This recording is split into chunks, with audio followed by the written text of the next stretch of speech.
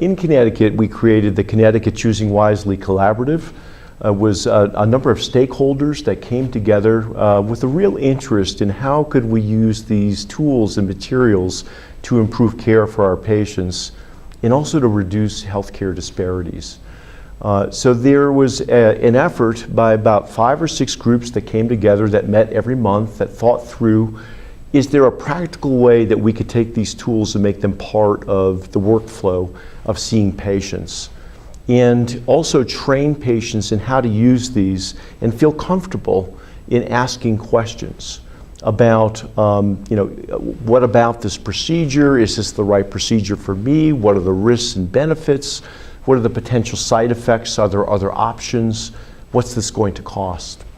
And so what this group did was took those materials, created focus groups with patients and with providers, and developed posters and training materials, and trained both patients and providers for this pilot, a demonstration pilot of could this work. The pilot lasted 2 weeks. It was done in 2 sites, and a number of patients went through this. And it was really interesting. The feedback that we got from patients was that they felt like they had permission to ask these questions. And previously they felt that they were maybe a little intimidated by the doctors or the staff, and now they felt this was an entree for them to ask these important questions. For the providers, this was a structured way to talk about treatments that we were recommending to these patients, and a way to really understand what mattered to these people, what were their own goals and concerns.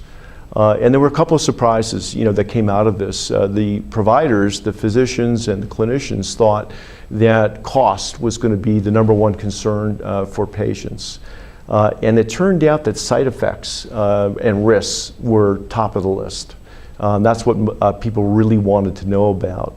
And then in terms of cost, what was most important to patients was not the actual cost of test or intervention, but what was the economic impact on them and their families.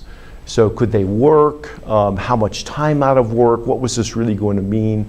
That was the most important thing to them. So that led to the thought that maybe there's a way to restructure some of these materials to make it relevant to the people that are being asked to participate.